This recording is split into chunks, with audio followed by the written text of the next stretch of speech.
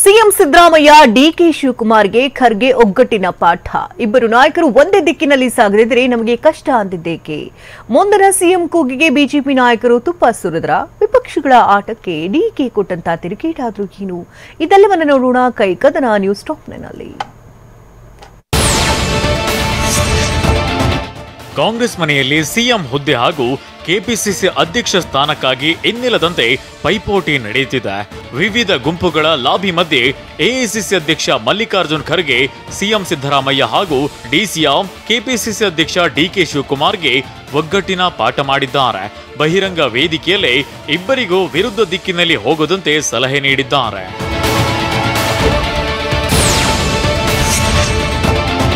ಅಂದು ಕಾಂಗ್ರೆಸ್ ಶಾಸಕರಿಗೆ ಬಾಯಿ ಮುಚ್ಚಿಕೊಂಡು ಕೆಲಸ ಮಾಡಿ ಅಂತ ಖಡಕ್ ಆಗಿ ವಾರ್ನಿಂಗ್ ಕೊಟ್ಟಿದ್ದ ಎಐಸಿಸಿ ಅಧ್ಯಕ್ಷ ಮಲ್ಲಿಕಾರ್ಜುನ್ ಖರ್ಗೆ ಈಗ ಡಿಕೆ ಎದುರಿನಲ್ಲಿ ಒಗ್ಗಟ್ಟಿನ ಪಾಠ ಮಾಡಿದ್ದಾರೆ. ಕಲಬುರಗಿಯ ಜೇವರ್ಗಿಯಲ್ಲಿ ಕಲ್ಯಾಣ ಪಥ ರಸ್ತೆ ನಿರ್ಮಾಣ ಯೋಜನೆ ಉದ್ಘಾಟನೆ ಕಾರ್ಯಕ್ರಮದಲ್ಲಿ ಭಾಗವಹಿಸಿದ್ದ ಮಲ್ಲಿಕಾರ್ಜುನ್ ಖರ್ಗೆ ತುಂಬಿದ ವೇದಿಕೆಯಲ್ಲಿ CM Siddaramaiah, DCM DK Shivakumar ಒಂದಾಗಿ ಹೋಗ್ಬೇಕು, ರಾಜ್ಯದ ಅಭಿವೃದ್ಧಿ ಕಡೆ ಗಮನ ಕೊಡಬೇಕು, ಇಲ್ಲದೇ ಇದ್ರೆ ಜನ ಮೆಚ್ಚಲ್ಲ ಅಂತ ಹೇಳಿದ್ದಾರೆ. ನಾವು ಅಭಿವೃದ್ಧಿ ಬಿಟ್ಟು ಮಾತನಾಡಿದರೆ ಖಂಡಿತವಾಗಿ ಜನ ಎಂದು ನಮಗೆ ಮೆಚ್ಚೋದಿಲ್ಲ.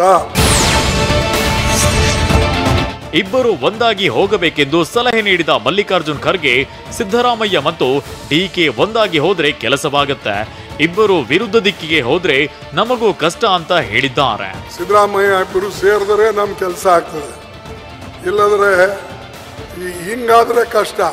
ಅದಕ್ಕೆ ನಾವೆಲ್ಲ ಹಿಂಗೆ ಹೋಗ್ಬೇಕು ಅಂತ ನಂಬ್ಕೊಂಡಿದ್ವಿ.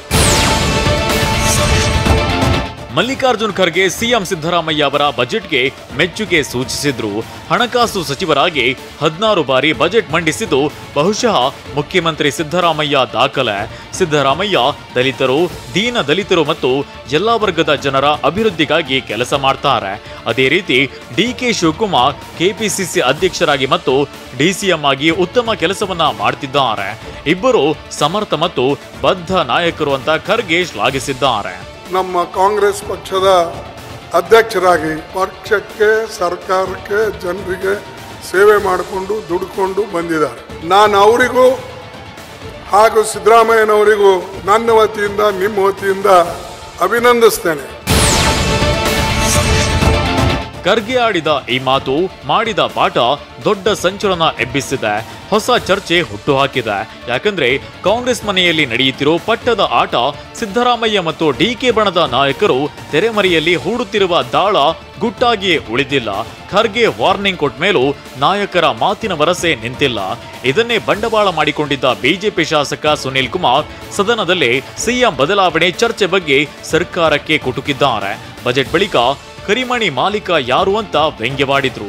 ನಮಗೆ ಅನ್ನಿಸ್ತಾ ಇದೆ, ಕರಿಮಣಿ ಮಾಲೀಕ ಬಜೆಟ್ ನಂತರ ಯಾರು? ರಾಜ್ಯದಲ್ಲಿ ಮತ್ತೆ ಮುಂದಿನ ಸಿಎಂ ಯಾರು ಅನ್ನೋದು ಸದ್ದು ಮಾಡ್ತಿದೆ. ಬಜೆಟ್ ಬಳಿಕ ಸಿಎಂ ಬದಲಾವಣೆ ಬೆಂಕಿಗೆ ಬಿಜೆಪಿ ತುಪ್ಪ ಸುರಿದಿದೆ. ವಿಪಕ್ಷ ನಾಯಕ ಅಶೋಕ್ ಇದು ಸಿದ್ದರಾಮಯ್ಯರ ಕೊನೆ ಬಜೆಟ್ ಅಂದಿದ್ರು. ಈಗ ಹುಬ್ಬಳ್ಳಿಯಲ್ಲಿ ಕೇಂದ್ರ ಸಚಿವ ಪ್ರಹ್ಲಾದ್ ಜೋಶಿ ಕಾಂಗ್ರೆಸ್ನವರೇ ಇದು ಸಿದ್ದರಾಮಯ್ಯರ ಕೊನೆ ಬಜೆಟ್ ಅಂತಿದ್ದಾರೆ ಅಂತ ಹೇಳಿಕೆ ನೀಡಿದ್ದಾರೆ. ಕಾಂಗ್ರೆಸ್ ಅವರು ಹೇಳ್ತಾ ಇದ್ದಾರೆ 28ರ ನಂತರ ಅವರ ಅನೇಕ MLAಗಳ ಸ್ಟೇಟ್ಮೆಂಟ್ ಅದು 28ರಾಗ ಡಿಕೆ ಶಿವಕುಮಾರ್ ಅವರು ಮುಖ್ಯಮಂತ್ರಿ ಆಗ್ತಾರೆ. ನಿನ್ನೆ ಬೆಂಗಳೂರಿನಲ್ಲಿ ಮಾತನಾಡಿದ ಬಿಜೆಪಿ ರಾಜ್ಯಾಧ್ಯಕ್ಷ ವಿಜಯೇಂದ್ರ ಇದು ಸಿಎಂ ಸಿದ್ದರಾಮಯ್ಯರ ಲಾಸ್ಟ್ ಬಜೆಟ್ ಅಂತ ಹೇಳಿಕೆ ನೀಡಿದ್ದಾರೆ. 16ನೇ ಹಾಗೂ ಅವರ ಕೊನೆಯ ಬಜೆಟ್. ಬಿಜೆಪಿ ನಾಯಕರ ಲಾಸ್ಟ್ ಬಜೆಟ್ ಹೇಳಿಕೆಗೆ ಸಚಿವ ರಾಜಣ್ಣ ತಿರುಗೇಟನ್ನ ಕೊಟ್ಟಿದ್ದಾರೆ. ಮುಂದಿನ ಬಜೆಟ್ ಅನ್ನ ಸಿದ್ದರಾಮಯ್ಯ ಮಂಡಿಸ್ತಾರೆ ಎಂದಿದ್ದಾರೆ. ಸಿಎಂ ಪುತ್ರ ಯತೀಂದ್ರ ಸಿದ್ದರಾಮಯ್ಯ ಅಂತೂ ಸಿದ್ದರಾಮಯ್ಯ 19 ಬಜೆಟ್ ಮಂಡಿಸ್ತಾರೆ ಎಂದಿದ್ದಾರೆ. ಆ ಮೂಲಕ ಇನ್ನೂ 3 ವರ್ಷ ಸಿದ್ದರಾಮಯ್ಯನವರೇ ಸಿಎಂ ಅಂತ ಪರೋಕ್ಷವಾಗಿ ಹೇಳಿದ್ದಾರೆ.